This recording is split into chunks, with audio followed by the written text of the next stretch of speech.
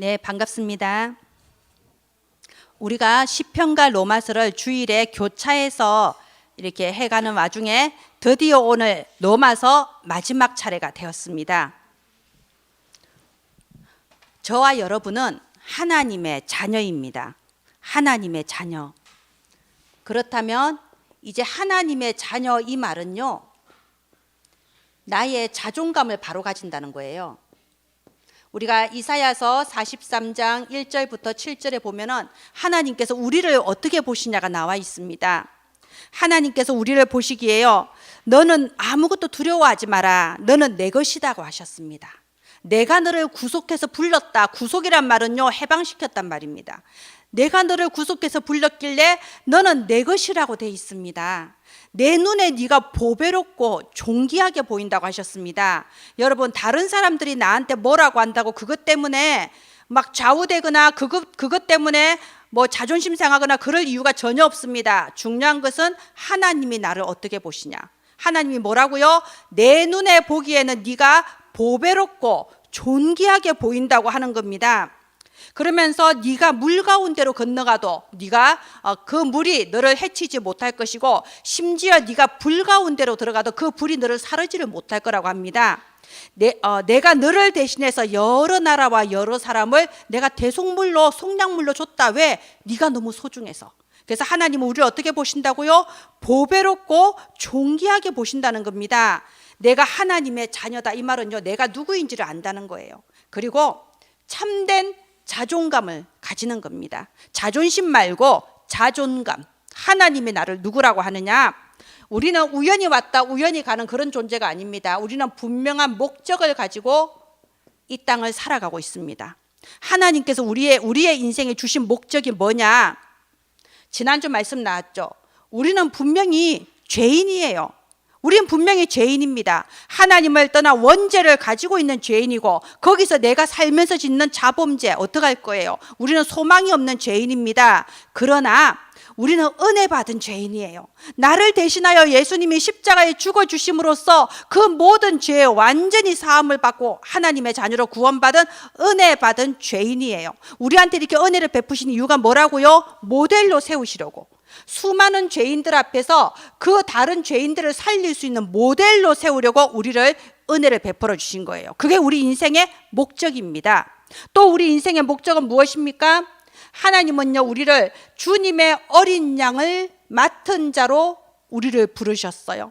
나는요, 나 자신만을 위해서 사는 게 아닙니다. 세상 사람들은 나의 유익을 위해서, 내 자존심을 위해서, 나의 손익을 위해서 삽니다. 근데 우리는요, 나의 유익을 위해 사는 존재가 아니에요. 우리는 하나님께서 내게 맡겨주신 어린 양이 있기 때문에 그 어린 양을 위해서 내 인생이 또 드려지는 겁니다. 그래서 하나님 자녀가 다른 점이 그거예요. 하나님은 내 인생에 목적이 있다. 우리는 분명한 목적을 가지고 사는 사람입니다. 그렇다면요, 우리에게 여러 가지 문제나 여러 가지 어려움이 있을 수 있어요. 이 관점을 가지고 그 문제와 어려움을 해석해야 되는 겁니다. 나는 하나님의 자녀인데 왜 나한테 이런 문제가? 하나님, 나는 구원받은 하나님 자녀인데 왜 내게 이런 상황이 닥칩니까? 이 질문만 해도요, 이 질문을 하는 사람은요, 이미 믿음이 있는 사람이에요. 하나님의 절대 주권을 믿는 사람입니다. 하나님께 따지고 원망하는 기도가 아니라, 하나님, 나는 하나님의 자녀인데 모든 것이 하나님의 손에 달려 있으면 왜 나에게 이런 문제가 옵니까? 이렇게 조용히 질문하면요, 하나님께서는 분명히 답을 주십니다. 하나님의 계획이 뭔지를 알려주시고요, 그 다음에 문들이 열려요. 내 현실이 바뀌어지기 시작하는 겁니다. 자, 하나님이 주시는 답이 뭐냐? 빌립보서 1장 6절입니다. 너희 속에 착한 일을 시작하시니가 그리스도 예수의 날까지 너희를 이루어 가심이라. 하나님은 우리를 구원하셨어요. 우리 아무 조건도 안 보고 우리 인격도 안 봤어요. 아무 조건 없이 우리에게 은혜를 베푸셔서 우리를 구원하시고, 구원하신 다음에 우리를 이루어 나가십니다. 천국 가는 그날까지 이루어 나가십니다. 만드시고 세워 가십니다. 그게 두 글자로 정립이에요. 하나님은 우리를 바로 세워서 이렇게 세워주시는데 그 과정에 있어서 때로 나는 그것을 고난이라고 받아들이기도 합니다. 왜? 삐뚤음하게 서 있는데 바로 세우려니까 고난인 거예요. 내 속에 틀린 생각, 틀린 것이 있는데 그걸 바로 잡으려니까 나는 그게 고난인 거예요. 그러나 그것 때문에 우리는 무너지거나 망하지 않습니다. 하나님의 목적은 나를 이루어가는 것, 정립시키는 거기 때문에요. 결국은 하나님의 그 뜻 안에서 내가 바로 서게 하는 거예요. 모세를 보세요. 모세는 어릴 때부터 자기가 뭔가 다르다고 생각했습니다. 똑같은 히브리인인데 다른 자기 민족들은 다 노예잖아요. 근데 자기는 애굽의 왕자로 산단 말입니다. 어머니 요게벳에게 계속 그 말을 들었어요. 하나님이 살아계시다. 우리는 언약의 백성이다. 우리는 원래 노예가 아니고 우리는 언약의 백성으로서 이 애굽을 떠나야 된다. 그리고 하나님께서 너를 애굽의 왕자로 자라게 하는 것은 네가 이 민족의 지도자가 되기 위함이다. 사명을 알아라. 어릴 때부터 계속 들으면서 나는 뭔가 다르다 이게 있었단 말이에요. 그랬는데 이제 마음속에 그런 사명감도 있었고 야망도 있었어요. 나는 이스라엘 민족의 지도자다. 이런 야망이 있었던 거예요. 그러면 하나님께서 사실 모세를 도와주셔야 될 거 아닙니까? 모세가 출애굽시키겠다는데 근데 하나님은 의외로 모세를 미디안 광야로 밀어 넣으세요. 모세가 범죄자가 돼서 무려 40년 동안이나 미디안 광야에 숨어서 처가살이하게 만드셨다니까요. 모세는 이해가 안 됐을 거예요. 하나님 왜 이런 일을? 난 하나님 자녀인데, 나 언약의 백성인데 나를 왜 이렇게 초라하게 만드시고 나를 왜 이렇게 비참하게 만드시고 마침 정신 차려보니까 어느새 80살 노인이 돼버렸네. 이제는 사명감도 사라지고 이제는 야망도 사라졌어요. 이제 몸이 약해지니까 모든 옛날에 가졌던 그런 꿈이 다 사라져버렸습니다. 포기해버렸습니다. 이유가 뭘까요? 그것은 하나님의 감추어져 있는 비밀을 알게 하려고 하시는 거예요. 오늘 25절 보세요. 영세전에 감추어졌다고 돼 있습니다. 하나님의 영세전에 감추어진 것은 공부해서 알 수 있는 게 아니에요. 하나님의 영세전에 감추어진 것은 어디 가서 훈련받는다고 알 수 있는 게 아닙니다. 예전에 만났던 어떤 집사님 그러더라고요. 시댁 집안이나 친정 집안이나 되는 거 하나도 없고 너무 힘들어서 지역에서 중직자들 대상으로 세미나 한다는 말을 듣고 자기가 중직자라고 거짓말하고 들어갔대요. 왜냐하면 뭔가 중직자들만 듣는 신기한 비밀이 있지 않을까. 나는 교회 다녀도 왜 이렇게 안 되지? 그래서 중직자들이 듣는 뭔가 신기한 비밀이 있겠지 들어갔는데 모르겠더래. 특별한 게 없더래요. 하나님 나라의 비밀은요, 내가 노력하고 공부하고 쟁취하는 게 아닙니다. 내가 알 수 있는 그런 게 아니에요. 하나님 나라의 비밀은 하나님이 알게 해주셔야 알아요. 그래서 26절에 이제는 나타내신 바 되셨으며 이게 나온 겁니다.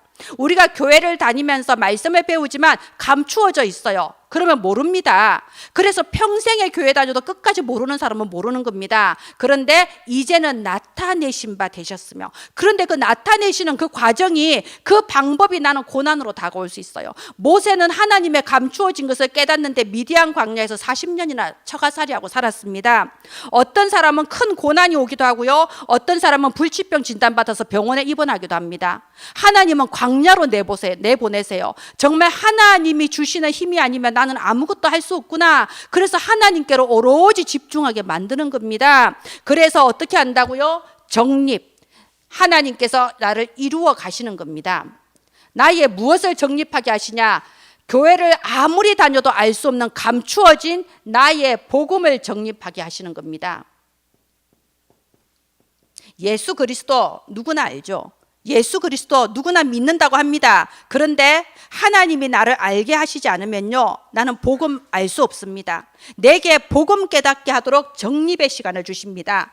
또 나의 메시지를 정립하는 시간을 주십니다. 우리가 주일마다 모여서 하나님 말씀 똑같이 듣습니다. 똑같이 듣는다고 다 똑같이 깨닫나요? 아니요. 나한테만 주시는 메시지가 있어요. 그거를 정립하는 시간인 겁니다. 나의 기도를 정립하는 시간입니다. 우상 숭배자들이 하는 그런 기도, 무엇을 먹을까 무엇을 마실까 그런 기도 말고요, 정말로 하나님의 자녀들에게만 가르쳐 주시는 그 감추어진 기도가 있어요. 그 나의 기도를 정립하는 시간입니다. 영세전부터 감추어져 있는데 이제 그것을 나타내시는 시간표가 때로는 나에게는 잠깐 멈춤으로 느껴질 수 있어요. 때로는 나를 미디안 광야로 밀어 넣었다고 느껴질 수 있어요. 때로는 나를 왜 이렇게 연약하게, 왜 이렇게 비참하게 만드셨냐 느껴질 수도 있어요. 근데 그것이 바로 하나님이 나를 정립시키는 시간입니다. 우리는 절대로 버려진 존재가 아니에요. 하나님 자녀의 참된 자존감. 내 눈에는 네가 보배롭고 존귀하다. 너를 향한 나의 목적이 있다. 모델로 어린 양을 기르는 전도자로. 이걸 기억하시고 이 속에서 나를 정립하는 시작이 되기를 바랍니다. 첫 번째, 나의 복음 정립. 자, 로마서는요, 우리가 1장 1절 시작할 때 하나님의 복음 이 말이 나와요. 하나님의 복음으로 시작합니다. 로마서 마지막 끝날 때 오늘 읽은 16장 25절은 나의 복음으로 끝나요. 하나님의 복음으로 시작해서 나의 복음으로 끝납니다. 이 말이 뭐죠? 처음에는 들은 복음이에요. 처음에는 배우는 복음이에요. 그런데 그게 마침내 나만의 복음으로 정립이 되면서 끝나는 겁니다. 특히 우리 랩런트들은요, 세상에 나가기 전에 나의 복음부터 정립돼야 돼요. 사실상 공부 빨리 해서 1년 빨리 졸업하고 그럴 필요 없어요. 제가 봤을 때는 아무리 남들보다 서둘러서 빨리 가봤자 이 세상에 수많은 개미처럼 많은 서민들 중에 한 명이 될 뿐입니다. 그게 급한 게 아니에요. 학교 졸업하고 취직이 급한 게 아니고요, 복음부터 정립이 돼야 돼요. 그래서 제가 예전에 RTS 다닐 때는요, 목회자가 될 생각이 전혀 없지만 이렇게 와서 1년, 2년 공부하고 가는 청년들이 있었어요. 잠깐 자기 학교 휴학하고 와서 1년, 2년 다니고 그 다음에 가는 거예요. 왜? 주변의 어른들이 너는 먼저 믿음부터 바로 세워야 된다. 넌 먼저 영적인 것부터 먼저 돼야 된다. 그게 중요합니다. 내 속에 나의 복음, 나의 메시지, 나의 기도가 정립되지 않으면요, 현장에 나가봤자 판판이 무너지고 시험 들 일밖에 없습니다. 세상이 그렇게 만만하지가 않잖아요. 그래서 보세요. 로마서 16장 20절에 보면요, 평강의 하나님께서 속히 사탄을 너희 발 아래에서 상하게 하시리라. 우리가 성경을 하나님의 말씀으로 믿어야지요. 그럼 성경에 사탄이 나와 있다. 그럼 사탄이 실제한다고 믿어야 되는 겁니다. 사탄은 지금도 분명히 존재합니다. 그래서 이 세상의 모든 사람이 다 이 존재, 사탄이란 존재한테 묶여 있다. 이걸 알아야 되는 겁니다. 나의 가문도 사실은요, 이 사탄이란 존재에 걸려있다. 이게 보여져야지 여러분 바로 보는 겁니다. 뭔가요? 창세기 3장. 우리 가문이요, 다 사실은 나 중심이잖아요. 내 유익 중심이잖아요. 결국은 나 중심이고 내 이익 중심으로 나밖에 모르는 창세기 3장의 저주에 걸려 있고요. 그래서 창세기 6장, 겉으로 보면 참 잘 사는 것 같은데, 겉으로 보면 나보다 잘 사는 것 같고, 겉으로 보면 괜찮은 것 같은데 사실은 타락하고 있는 거예요. 사실은 이 세상의 문화와 풍조를 따라서 악한 길로 가고 있는 거예요. 사실은 내면이 무너지고 있는 겁니다. 그래서 마침내 창세기 11장 어느 날 되면요, 바벨탑 무너지듯이 갑자기 재앙이 들이닥쳐서 무너져 버리는 거예요. 그게 우리 가문이 속해 있는 부분입니다. 내 가문의 문제를 직시할 수 있어야 됩니다. 자, 그래서 하나님께서는요, 여기에서 해방받는 오직 한 길을 영세전에 감추어 두셨다 이거예요. 그 길이 누구죠? 예수 그리스도. 이 절대로 벗어날 수 없는 이 사탄이란 존재, 창세기 3장, 6장, 11장 흑암에서 벗어날 수 있는 단 하나의 비밀을 영세전에 감추어 두셨습니다. 복음은요, 예수 그리스도의 복음은 드러난 게 아닙니다. 감추어져 있습니다.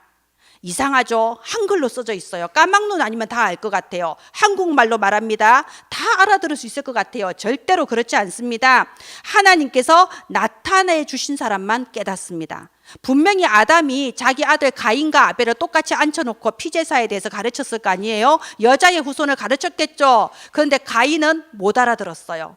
아벨만이 바른 예배를 드렸습니다. 자, 사울 왕을 보세요. 사울 왕이 하나님 믿는 사람입니다. 사울 왕이 누구보다 열심히 하나님께 예배 드리는 사람이었어요. 그런데 못 알아들었어요. 사울 왕은요, 내 왕자리가 중요했고 내 아들, 내 손자가 왕자리 이어가는 그게 중요했습니다. 인간으로서 당연한 욕망이죠. 누구나 그런 생각 가질 수 있습니다. 근데 다윗 왕도 하나님을 알았어요. 사울 왕과 다윗 왕의 공통점은 둘 다 하나님을 알고 예배 드렸다는 거예요. 그런데 다윗은 내 왕자리보다 하나님이 더 중요했어요. 다윗은 왕자리보다 하나님 나라의 비밀이 더 중요했던 겁니다. 그래서 어떤 결과가 나왔습니까? 사울의 자손은 다 무너졌지만 다윗의 자손은 자손 만대로 왕노릇하면서 특히 다윗의 후손 중에 예수 그리스도가 이 땅에 태어났잖아요. 사울 왕과 다윗 왕의 차이, 가인과 아벨의 차이, 그게 바로 나의 차이가 될 수 있는 거예요. 그래서 우리는요, 나의 복음이 정립이 돼야 됩니다. 내 것으로 하나님께서 나타내시기를 원하시는 겁니다. 자, 여자의 후손, 창세기 3장 15절에 여자의 후손이 뱀의 머리를 상하게 하시리라. 여러분, 여자의 후손이 왜 여자의 후손인가요? 무슨 의미인가요? 여자의 후손은요, 아담의 후손이 아니라는 뜻입니다. 아담은 모든 인간의 대표자예요. 말하자면은 여자의 후손이다, 이 말은요, 아담이 가지고 있고 모든 인간이 가지고 있는 원죄에서 해방받은 존재란 뜻이에요. 하나님을 떠난 인간이 가지고 있는 원죄와 그 창세기 3장의 저주 재앙과 전혀 상관없는 존재, 예수 그리스도, 여자의 후손. 이 여자의 후손이 뱀, 사탄의 머리를 완전히 깨뜨리시고 너를 해방시켜 주실 것이다. 다시 말해, 이 예수 그리스도, 여자의 후손이 나 개인과 우리 가문의 그 영적 문제를 완전히 끝내는 유일한 이름이다, 이 말입니다. 그리스도 외에는 없습니다. 오직 그리스도만이 우리 가문의 문제, 내 개인의 해결되지 않는 영적 문제 완전히 끝내 주시는 이름입니다. 구약에 수없이 증거되었지만요, 한 구절만 더 보겠습니다. 이사야서 7장 14절, 처녀가 잉태하여 아들을 낳으리니. 어떻게 처녀가 잉태를 할 수 있습니까? 말이 안 되잖아요. 그런데 왜 처녀가 잉태해야 되냐? 그 이유를 알면 됩니다. 보세요, 남자와 여자가 만나서 잉태를 하면요, 그건 아담의 후손이에요. 원죄를 가지고 있습니다. 죄인이 죄인을 구원할 수는 없는 거예요. 처녀가 잉태했다, 이 말은요, 성령께서 잉태하게 하신 거예요. 성령께서 잉태하게 하셨기 때문에 그 육신은 사람이지만 영은 하나님이에요. 성령이 임하신 겁니다. 그래서 원죄가 없다는 뜻입니다. 그래서 그분이 누구신가요? 바로 마태복음 16장 16절에 주는 그리스도시요 살아계신 하나님의 아들이십니다. 예수님만이 그리스도라는 거죠. 근데 보세요, 우리 13절부터 좀 보겠습니다. 13절부터 20절. 예수님께서 이제 제자들이 어느 정도 말씀 좀 알아들을 만하다, 이제 좀 수준 된다 싶어서 어느 날 물으셨어요. 너희는 나를 누구라 하느냐? 사람들은 나를 누구라 하느냐? 나를 누구라고 하느냐고 물었습니다. 그럴 때 어떤 대답이 나오나요? 사람들이 세례 요한이라 합니다. 여러분, 세례 요한이 뭔가요? 교회 다니는 사람은 착해야 된다고 생각하는 거죠. 교회 다니면 바르게 살아야 된다고 생각하는 거죠. 그게 세례 요한적인 신앙생활입니다. 여러분, 불신자들한테 그런 말 많이 들어봤을 거예요. 내가 보니까 교회 다니는 것들이 더하더라. 뭐 어쩌라고요? 더하니까 교회 다니는 겁니다. 좀 나아지려고. 교회 다니면 당연히 착해야 되고 발라야 되고, 교회 다니면 술 안 마셔야 되고, 교회 다니면 담배 안 피워야 되고, 여러 가지가 있죠. 이게 세례 요한적인 신앙생활입니다. 또 이렇게 말합니다. 엘리야라고 하나이다. 교회 다니면 병도 낫고, 교회 다니면 문제 해결되고, 교회 다니면 소원 성취되고. 아니, 그런데 증거가 없네. 아이고, 이 교회는 좀 약한가 보다. 다른 교회 가보자. 마치 어느 산에 가는 보살상에 빌면 효과가 좋다더라, 이런 식으로 능력을 쫓아다니는 신앙생활입니다. 예, 그리고 예레미야라 하나이다, 이렇게 대답한 사람도 있어요. 예레미야는 뭐냐? 교회는 불쌍한 사람을 도와야 된다. 교회는 내가 무슨 짓을 해도 무조건 용서해야 된다, 이렇게 생각하는 신앙생활입니다. 그런 신앙생활을 하면요, 교회 목사님들이 암 걸려요. 왜? 목사님은 무조건 착해야 되고 무조건 베풀어야 되는데 그래 안 하거든. 목사님도 사람이거든요. 그러니까 이렇게 세례 요한식으로, 엘리야식으로, 예레미야식으로 신앙생활 하는 걸 보고 뭐라고 하냐? 종교생활이라고 해요. 말하자면 복음 없는 종교생활. 그런 식으로 교회를 다니면요, 저 절에 다니는 거하고 아무 차이 없습니다. 성당 다니는 거하고 아무 차이 없습니다. 하나님께서 봤을 때는 똑같아요. 그래서 하나님께서 그 큰 교회도 무너지게 만드시는 거고요, 저 큰 성당도 무너지게 만드세요. 사람들은 참 이해를 못하죠. 하나님, 저 예루살렘을 우리가 탈환하기 위해서, 예루살렘 하나님이 예수님께서 거니신 그 아름다운 땅 예루살렘을 우리가 탈환해야 될 거 아닙니까 하면서 십자군 전쟁을 일으켰습니다. 믿음 가진 사람이 생각하기에 하나님은 당연히 십자군 전쟁 승리하게 해주셔야 돼요. 얼마나 좋은 목적입니까? 예루살렘을 탈환하겠다는데. 그런데 십자군 전쟁 4차 대군이 나갔지만 4차 대군 다 졌습니다. 예루살렘은 끝끝내 이슬람 성도들에게 돌려받지를 못했습니다. 그러니까 이해가 안 되죠. 왜 이런 일이 벌어지지? 왜 이런 일이 벌어질까요? 전부 다 종교 생활인 거예요. 하나님께서 봤을 때는 똑같아요. 자기가 믿고 싶은 하나님을 자기가 믿는 것뿐이지 사실상 하나님하고는 아무 상관이 없는 종교 생활. 그래서요, 우리가 교회를 다녀도 복음을 모른다면 오직 예수 그리스도께서 여자의 후손, 처녀가 잉태해서 오신 원죄가 없으신 그리스도 한 분이시다. 복음을 모르면요, 절대로 내 영적 문제 해결 안 됩니다. 우리 가문에 끊임없이 나타나는 이 재앙은 왜 자꾸 나타날까요? 반복되는 영적 문제 왜 자꾸 올까요? 교회 열심히 다니는데 목사님 잘생기고 헌금도 많이 하는데 왜 우리 집 문제는 해결이 안 될까요? 절대 해결 안 됩니다. 복음 아니면요, 절대로 해방 못 받습니다. 죄와 사망의 법에서 해방 받을 수 없습니다. 나중에 죽어서 당황할 수도 있어요. 나 교회 다녔는데 왜 이러지? 옛날에 목사님들 그런 우스갯소리 많이 했죠. 천국 가면은 3번 놀란다고. 아니, 절대로 저 사람은 천국 올 사람이 아닌데 어떻게 천국 왔지? 두 번째, 저 사람은 천국에 꼭 올 줄 알았는데 왜 없지?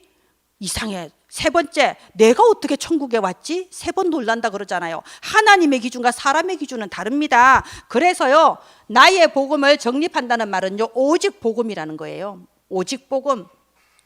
누구나 교회 다니는 사람 많고 예수 그리스도 누구나 믿습니다. 그런데요, 그냥 복음이 아니고 오직 복음.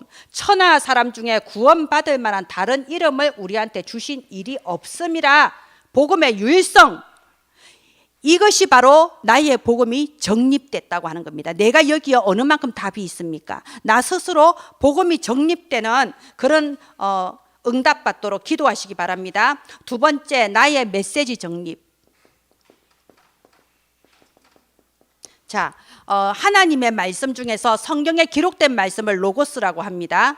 이건 드러나 있어요. 누구나 까막눈만 아니면 읽을 수 있습니다. 레마는 뭐냐? 그 말씀 속에서 나한테 부딪히는 거예요. 이렇게 오늘날 예배 드리면서 설교를 다 함께 듣는데 누구나 부딪히는 부분이 다르거든요. 그걸 레마라고 합니다. 이거는 감추어져 있어요. 이거는 다른 사람은 모릅니다. 하나님과 나만 알아요. 근데 문제는 하나님은 아는데 내가 모르는 게 문제예요. 나도 내 메시지가 뭔지 몰라버리니까 이게 문제인 거죠.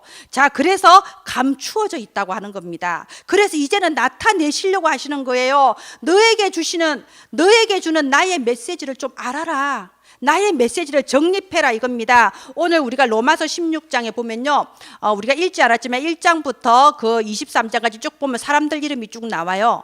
그죠? 그 1장부터 보면요, 사람들마다 별명이 다 있습니다. 어떤 사람은 보호자, 어떤 사람은 동력자, 어떤 사람은 사랑받는 자, 수고한 자, 인정받는 자, 친척 같은 자, 식주인, 전부 다 별명이 있죠. 이거는 뭐냐면요, 이 모든 사람이 각자 나의 메시지를 붙잡았다는 거예요. 각자가 붙잡은 메시지가 다르기 때문에 각자가 다른 방향으로 심부름을 한 거예요. 우리가 로마서 16장의 인물처럼 나의 메시지가 붙잡아져야 됩니다. 그래서 그걸 가지고 내가 평생 달려가면서 응답을 받는 겁니다. 대부분 성도들이요, 내 눈앞에 문제에 사로잡혀 있고 내 그것 때문에 갈등하고 고민하고 거기에 묶여서 아까운 시간을 다 보내버립니다. 사실은 내 눈앞에 문제, 내가 갈등하고 고민하는 그게 사실은 하나님께서 내게 주시는 메시지예요. 하나님의 메시지는 꼭 이렇게 설교를 통해서만 나가는 게 아닙니다. 사건을 통해서, 만남을 통해서도 하나님은 내게 메시지를 깨닫게 해주십니다. 그래서 메시지는 첫 번째, 시대에 대한 메시지, 내가 사는 이 시대에 대한 메시지를 우리가 분별할 수 있어야 돼요. 노아는요, 모든 사람이 하나님을 떠나는 네피림 시대 속에서 방주를 만들으라고 하는 나의 메시지를 딱 붙잡았어요. 그래서 60년 동안 방주를 만들었습니다. 루터 같은 경우는요, 교회에서 성경을 읽지 못하게 금지시켰어요. 성경을 오직 라틴어로만 이렇게 만들게 한 거예요. 만약 성경을 영어나 프랑스어나 이탈리아로 만들면 그 사람 화형당해요. 감히 하나님의 거룩한 성경을 천한 사람의 글자로 번역을 하다니, 이게 뭐죠? 절대로 성도들이 하나님의 말씀을 보지 못하도록 사탄이 역사한 거죠. 그게 우상 종교입니다. 예. 자, 그런데 그런 시대에 그래서 사람들이 성경을 보지 못하니까는 복음이 뭔지를 모르고 열심히 해야 구원받는다, 행위로 구원받는다, 전부 다 우상 종교 믿듯이 하나님 믿는 거예요. 하나님과 아무 상관없는 예배를 매주 드리는 거예요. 그럴 때 마틴 루터에게 하나님의 메시지가 임한 거예요. 내 백성들에게 성경을 읽게 해라. 마틴 루터는 종교 개혁을 시작한 위대한 사람인데 그 사람이 실제로 종교 개혁을 위해서 뭘 많이 한 건 없어요. 그 사람이 한 건 한 가지예요. 계속해서 한 곳에 숨어서 성경 번역만 했습니다. 어떤 그 귀족, 자기를 도와주는 귀족의 별장에 숨어서요, 아침부터 밤까지 성경을 독일어로 번역하는 그것만 했어요. 말씀 전하는 그게 하나님의 말씀을 모든 성도가 읽게 하는 거, 그게 마틴 루터가 붙잡은 나의 메시지였습니다. 우리도 이 시대 속에서 나한테 주시는 메시지를 분별해야 돼요. 이 시대는 어떤 시대입니까? 복음이 종교화가 되고 있는 시대예요. 아까 제가 말한 것처럼 복음을 세례 요한처럼 예레미야처럼 엘리야처럼 믿고 있는 시대입니다. 그리고 그게 다인 줄 알아요. 내가 드리는 예배가 하나님께 드려지는 예배인 줄 아는데 사실은 하나님 이렇게 말합니다. 너희들이 예배 드리지만 나는 모르고, 너희들 방백들, 너희들의 왕들을 세우지만 나는 모르는 사람들이다. 하나님 성경에 그렇게 나와 있습니다. 종교화가 되고 있어요. 그리고 다원화가 되고 있어요. 여러분, 다원화가 무슨 뜻인가요? 뭘 믿든지 상관없다, 열심히 믿어라. 불교를 믿든 뭘 믿든 간에 그냥 열심히 공을 쌓으면 된다, 열심히 해라, 그러면 되는 거지 뭐. 다원화, 뭘 믿어도 다 구원받을 수 있다. 그래서 온 게 뭐냐, 필연적으로요, 영적 혼란 시대가 왔어요. 구원의 길이 정확하게 선포가 돼야 되는데 그게 안 되니까 뭘 믿어야 될지, 어디로 가야 될지 방향을 못 잡는 거예요. 포스트 모더니즘 시대, 그렇게 말하죠. 영적 혼란 시대입니다. 영적 세계가 혼란하다 보니까 당연히 눈에 보이는 현상 세계에 재앙이 들이닥치는 거예요. 지금 재앙 시대 아닙니까? 여러분, 코로나가 심각하지만 코로나보다 더 무서운 게 있어요. 코로나는 언젠가 해결될 수 있습니다. 더 무서운 거 기상이변. 지금 이게 뉴스에 안 나와서 그러지 굉장히 무서운 겁니다. 이 나이까지 살아도 제가 작년 같은 날씨 처음 봤거든요. 지금 굉장히 심각해요. 재앙 시대입니다. 그리고 눈에 안 보이는 우리 후대들의 마음과 정신의 상태, 얼마나 정신병이 많으며 중독되지 않으면 살아갈 수 없는 시대예요. 중독이 돼야 그나마 버틸 수 있는 시대가 지금 이 시대입니다. 재앙 시대입니다. 그러면 이런 시대를 분별하는 눈을 열고요, 그 속에서 교회에 대한 메시지를 찾는 거예요. 그래서 하나님께서 나를 이 교회에 보내셨구나. 내가 이 교회에 온 거는 하나님께서 오직 복음을 말하기 때문에 이 교회에 보내셨다. 교회에 대한 메시지를 확실히 잡으세요. 전부 다 은혜나무 교회에 오실 이유는 각자가 다를 겁니다. 그런데 그건 진짜 이유가 아니에요. 여러분이 은혜나무 교회에 오신 거는요, 하나님께서 보내셔서 오신 겁니다. 뭐라고요? 오직 복음. 오직 복음 붙잡고 바른 예배를 드리고 바른 전도 선교 후대 운동하라고 하나님께서 보내신 거예요. 자, 그러면 이 교회에 대한 메시지를 잡는데요, 제가 잠깐 교회에 대해서 말씀드리겠습니다. 교회는 처음 시작되는 마가다락방 교회가 있고요, 그 다음에 안디옥 교회가 있죠. 우리 사도행전에 보면요, 그 다음에 마게도냐 교회가 시작됩니다. 우리 잘 아는 빌립보 교회, 이런 교회죠. 그 다음에 안디옥 교회, 우리가 잘 아는 에베소 같은 아시아 지역의 교회, 그 다음에 로마 교회, 이렇게 사도행전에 보면 교회가 진행이 됩니다. 마가다락방 교회는요, 교회의 시작이에요. 교회는 목회자가 있어야 시작이 됩니다. 주의 종이 있어야 일단 시작을 할 수가 있습니다. 그런데 이렇게 시작이 됐습니다. 그런데 안디옥 교회는 그 교회가 뿌리를 내리고 딱 서는 거예요. 보세요. 시작은 목회자가 하지만 교회가 뿌리 내리고 서기 위해서는 중직자가 있어야 됩니다. 많은 목회자들이요, 개척을 해놓고 굉장히 고생하세요. 그리고 많은 개척교회가 불과 몇 년 못 넘기고 그냥 문 닫기도 하고요. 이번 코로나 사태에 50명 미만의 미자립 교회 같은 경우는 50% 절반이 문을 닫았다고 하지 않습니까? 광주는 잘 모르는데요, 저 수도권 조금 위에 쪽 사는 분들 얘기 들어보면요, 사방에 매물이 나와 있대요. 사방의 교회들이 진짜 무서울 정도로 문을 닫고 있답니다. 수도권 같은 경우는. 말하자면 중직자가 있어야 교회가 뿌리를 내려요. 저 같은 경우도 우리 김정기 집사님 이렇게 오셨을 뒤부터 제가 굉장히 편안해졌습니다. 사실은. 자, 이때부터 뿌리를 내리고요. 마게도자 교회는 그 다음에 확산되는 시간표입니다. 교회는 성장을 해야 되는 겁니다. 교회는 생명이기 때문에 머물러 있으면 안 됩니다. 교회는 성장하는 겁니다. 확산. 아시아 교회는요, 이제 드디어 열매를 맺기 시작합니다. 예, 후대의 열매를 말하는 거죠. 우리 아이들이 이제 자라는 거예요. 우리 혜진이 보세요. 얼마나 멋있습니까, 오늘. 예. 로마 교회는 마침내 문화를 정복하는 거예요. 우리 지역의 문화를 바꾸고 우리 후대들이 자라서 이 시대의 문화를 바꾸어 나가는 겁니다. 이게 교회가 걸어가는 길이에요. 그럼 한번 생각해 보세요. 우리 교회는 지금 어디에 와 있나요?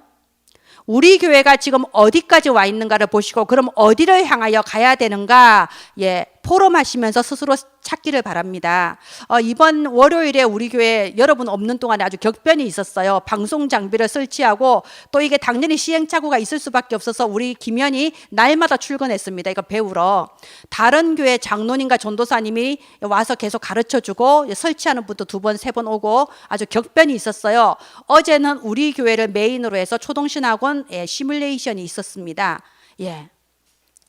방송 장비가 있으니까 가능한 거죠. 자, 이렇게 하나님께서 우리 교회를 업그레이드 시키고 성장시켜 나가실 겁니다. 그러면 시대에 대한 메시지, 교회에 대한 메시지, 그럼 3번은 드디어 나 개인에 대한 메시지를 이 속에서 찾아야 돼요.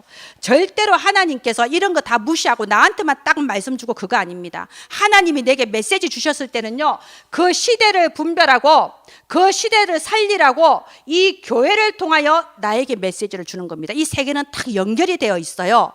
그러면 내가 받는 응답도 시대와 교회와 연결이 되어 있어요. 여러분이 기도 제목을 정할 때요, 시대를 보고 교회를 보고 그리고 나를 향한 메시지를 찾아서 기도 제목을 정해야지 거기서 정확한 응답이 옵니다. 거기서 내가 응답받으면 내가 받은 응답이 내 개인의 응답이 아니고 교회가 살아나고 시대 살리는 응답과 연결이 되는 겁니다. 나 개인의 메시지 어디서 찾습니까? 우리 주보에 나와 있잖아요. 우리 교회는 3공동체가 될 건데 내가 여기 이 전도 선교 후대 공동체의 주역이 되겠다. 구경꾼이 아니고 주역이 되겠다. 그리고 우리 목사님, 보니까 연약한 부분이 많다. 제가 이번에 김연한테 이번 주 몇 번이나 똑같은 말 들었어요. 제가 좀 이렇게 원하지 않는 일을 이것저것 많이 맡아요. 일순인가 봐요. 막 이런저런 일을 많이 맡으니까 내가 싫어서 현아 내가 이 일을 안 맡고 싶은데 또 맡았다. 막 이런 말 하니까 현이가 여러 번 그 말 했습니다. 목사님, 필요성을 느끼는 사람이 잘하는 겁니다. 그래, 그렇구나. 예, 여러분이 교회 와서요, 김지영 목사 보니까 좀 부족하다, 필요성을 느끼게 하신 거예요. 그러면 내가 목회자를 돕는 보호자가 되겠다. 목사님 왜 저래? 더 훌륭한 목사님 없나? 그거 올바르지 않습니다. 나는 저런 목사님을 돕는 보호자가 되겠다. 이게 내게 주시는 메시지가 될 수 있어요. 내 눈에 부족하다고 보이는 그것은 하나님께서 내게 그걸 보게 하시는 거고 내게 메시지를 주신 거고 네가 바로 그 부분을 채우라는 겁니다. 그 3번. 나는 우리 후대를 보니까 우리 후대를 제대로 기르는 사람이 없구나. 내가 우리 후대 앞에 이정표가 되겠다. 후대가 모델로 보고 등을 보고 따라올 이정표가 되겠다. 이걸 나에게 주시는 메시지로 붙잡는 거예요. 자, 기도 제목도 응답도 시대와 교회와 나 개인이 연결되어 있습니다. 자, 3번. 나의 기도 정립. 세 번째로 제일 중요한 게 나의 기도 정립이죠. 자, 우리가 이렇게 메시지를 붙잡았을 때요, 내가 그걸 누려야 될 거 아닙니까? 복음도 누려야 되고 나의 메시지도 누려야 되고 어떻게 누립니까? 기도를 통해서 누리는 겁니다. 자, 그러면 기도에서 가장 중요한 거는요, 이사야서 40장 30절 31절 보면요, 소년이라도 피곤하고 곤비하며 장정이라도 넘어지며 자빠지되 오직 여호와를 앙망하는 자는 새 힘을 얻으리니 독수리가 날개치며 올라감 같을 것이라. 여호와를 앙망하는 자에게는 새 힘을 주십니다. 앙망이 뭔가요? 우러러서 바라본다는 뜻이에요. 그러면 하나님께 집중한다는 뜻입니다. 예, 기도는 하나님께 집중하는 거예요. 우리는 이미 하나님의 자녀이기 때문에 내가 어떻게 하면 하나님께 더 집중할 수 있을까? 이런 고민만 해도 하나님이 기뻐하세요. 이미 성공자의 대열에 서버리는 겁니다. 내가 어떻게 하면 하나님 말고 다른 데 엉뚱한 데 집중하는 걸 좀 없앨 수가 있을까? 이거 고민만 해도 하나님은요, 성공의 길로 인도해 주시는 겁니다. 우리 성경에 나와 있는 가장 지혜로운 왕, 가장 부귀영화 누리고 가장 멋있게 살다간 왕의 이름이 누굽니까? 솔로몬 왕이잖아요. 그죠? 그 솔로몬 왕이 뭐라고 했나요? 전도서 12장 1절에 보면요, 너는 너의 하나님 여호와를 기억해라, 너의 창조주를 기억해라 라고 되어 있습니다. 똑같은 의미예요. 하나님께 집중해라, 하나님을 앙망해라. 그게 너를 성공의 길로 인도한다. 지금 그 말입니다. 기도는 내가 어떻게 기도하냐? 금식 기도를 해볼까? 누구는 금식 기도에서 응답받았다, 나도 금식 기도 해볼까? 누구는 기도원에 갔다 왔다는데 나도 기도원 가볼까? 뭐 기도를 어떻게 하냐? 방법이 중요하지 않습니다. 아이고, 누구는 하루에 뭐 3번 4번 한다는데 나도 이제부터 시간 정해서 알람 맞춰놓고 3번 해볼까? 방법이 중요한 게 아니에요. 기도는 뭐가 중요하냐? 기도는 중심입니다. 하나님께 내 중심을 집중하는 거예요. 그래서 사무엘상 16장 7절에 보면요, 하나님 말씀하셨어요. 사람은 외모를 보거니와 나 여호와는 중심을 보느니라. 중심은 속일 수가 없습니다. 하나님은 우리의 중심을 보시고요, 우리의 중심이 단 1분이라도 하나님께 집중되어 있을 때, 정말 하나님이 아니면 안 된다는 것을 알고 하나님을 앙망할 때 거기에 응답해 주시는 겁니다. 제가 지금까지 많은 사람들을 보면요, 저 사람은 참 착실하고 참 잘하는 것 같은데 나중에 문제를 일으키는 경우가 있어요. 어떤 사람은 참 문제거리가 될 것 같은데 나중 보면 하나님께 귀하게 쓰임 받는 사람이 있어요. 그 차이가 뭘까요? 중심이에요. 지금 하는 행동이나 말이 중요한 게 아닙니다. 그 사람의 중심을 하나님은 보시는 겁니다. 그래서 나의 중심이 하나님을 바라보는 거, 그게 기도예요. 그러면 끝나는 겁니다. 성경에 나와 있기를 하나님은 내 입의 말을 알지 못하시는 것이 하나도 없다고 했어요. 내가 중언부언하고 나는 기도 어떻게 할지 몰라요, 아무 상관없습니다. 내가 아 소리만 해도 하나님 다 알아들으세요. 내 생각이 뭔지. 중요한 건 중심이에요. 자, 그래서 우리가 하는 기도가 왜 감추어져 있냐? 마태복음 6장 31절에서 33절 보면요, 너희는 염려하여 이르기를 무엇을 먹을까 무엇을 마실까 염려하지 말라라고 되어 있습니다. 그거는 이방인들이 하는 기도다. 다시 말해, 그건 우상 숭배자들이 하는 기도란 말이에요. 하나님을 믿지 않는 우상 숭배, 우상 종교 믿는 자들이 맨날 내 육신의 것을 가지고 기도합니다. 왜 그럴까요? 진짜 기도가 뭔지를 몰라요. 그래서 기도는 감추어져 있는 겁니다. 영세전에 감추어져 있는 이 기도의 비밀을 이제 나에게 나타내셔서 내가 나의 기도를 정립하기를 원하십니다. 나의 기도는 어떤 기도냐? 너희는 먼저 그의 나라와 그의 의를 구하라. 하나님의 뜻대로 기도해야 됩니다. 그래서 주보를 활용해서 기도하세요. 우리 교회 주보는 정말 기도를 염두에 두고 만든 겁니다. 여기 보면요, 한쪽 면에는 말씀이 쭉 나와 있죠. 본부 원단 말씀, 우리 은혜나무 교회 원단 말씀이 나와 있습니다. 말씀을 붙잡고 기도하라는 겁니다. 그리고 이번 주 오전 예배, 오후 예배 말씀이 나와 있습니다. 그래서 이쪽 주보를 항상 가지고 활용해서 기도하세요. 말씀을 붙잡고 기도하세요. 하나님이 주신 것을 가지고 기도하세요. 내가 누릴 수 있도록 기도하세요. 새로운 거 달라고 하지 말고 주신 말씀만 내 인생에 성취되어도 우리 가정이 복을 받고 가문이 복을 받고 후대 다 복을 받게 되어 있습니다. 일일이 다 기도할 필요가 없어요. 그래서 말씀을 붙잡고 기도하세요. 또 뭐지요? 우리는 이미 하나님께서 성령께서 내주하고 계신 신분입니다. 성령이 내 속에 계십니다. 그럼 뭘 가지고 기도해야 될까요? 성령 충만. 성령의 충만함을 받아야 내게 능력이 임할 거 아닙니까? 시마다 분마다 초마다 성령 인도. 나는 할 수 없기 때문에 성령 역사, 이거 가지고 기도해야 되는 겁니다. 그래서 우리 아침 감사 기도에 그게 들어가 있는 거예요. 그리고 하나님께서 내게 주신 그 능력, 신분 권세가 뭡니까? 24시 내가 가는 곳마다, 24시 내가 있는 곳마다 하나님은 사탄을 결박시켜 주시고 주의 천사를 나보다 앞서 미리 보내주시고, 내가 그 현장에 가보면 이미 천사가 역사해서 하나님 나라가 임해버렸고 모든 게 다 준비되어져 있는 것을 누리는 거, 하나님 나라의 배경, 주신 것을 가지고 기도하는 겁니다. 그래서 주보에 낮 30초 무시기도에 그게 들어가 있는 겁니다.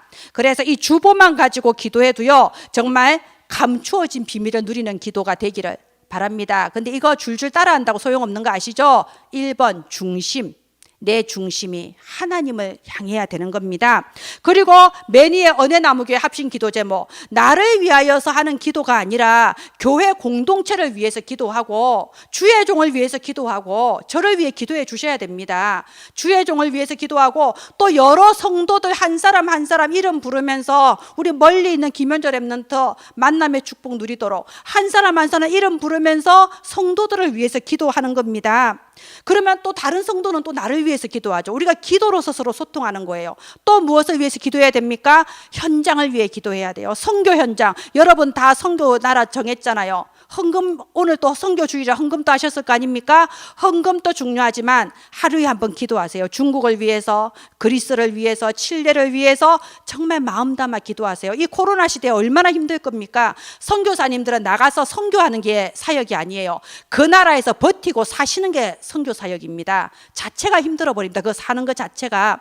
선교 현장을 위해서 기도하고 또 내가 마음에 담긴 사람들이 있을 거 아니에요. 아이고 나만 천국 가는 게 아니고 저 사람 또 가야지. 왜 기도하다가 중단합니까? 그 사람 지옥 가도 됩니까? 전도 현장을 위해서 또 기도하고 나를 위해서만 기도하지 말고 이렇게 주보를 활용해서 여러 현장을 위해서 교회를 위해서 주의 종을 위해서 성도를 위해서 기도하는 겁니다.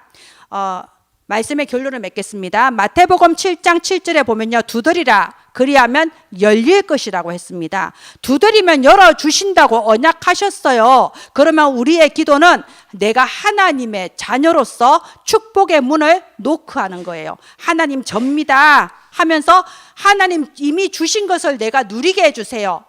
말씀 붙잡고 기도하면서 축복의 문을 노크했을 때 하루에 한 번씩만 기도해도 틀림없이 응답을 받습니다. 그래서 이게 밤 깊은 시간에 하루에 한 번은 하고 제가 써놨죠. 하루에 한 번은 최소한 하나님께 집중하고 소통하는 기도의 비밀 누리기를 바랍니다. 이번 한 주간 하나님 말씀 붙잡고 정말 감추어져 있던 나의 복음이 정립되고 감추어져 있던 나의 메시지가 정립되고 감추어져 있던 나의 기도가 정립되어서 내가 살아나고 교회와 시대를 살리는 주역 되시기를 주 예수님의 이름으로 축원드립니다. 제가 기도하겠습니다. 하나님 아버지 은혜를 감사합니다. 영세전에 이미 우리를 택정하시고 하나님의 자녀로 구원해 주심을 감사합니다. 이제 시간표가 이르러서 영세전에 감추어졌던 비밀들을 우리로 나타내게 하셔 주심을 감사합니다. 나의 복음, 나의 메시지, 나의 기도가 정립되는 시작의 날이 되게 하소서. 축복의 날이 되게 하여 주시옵소서. 그래서 세세무궁 하나님 아버지께 영광을 올려드릴 저와 은혜나무 교회 우리 교회 공동체가 되게 하여 주시옵소서. 은혜를 감사드리며 모든 것을 주 예수 그리스도 이름으로 기도합니다. 아멘.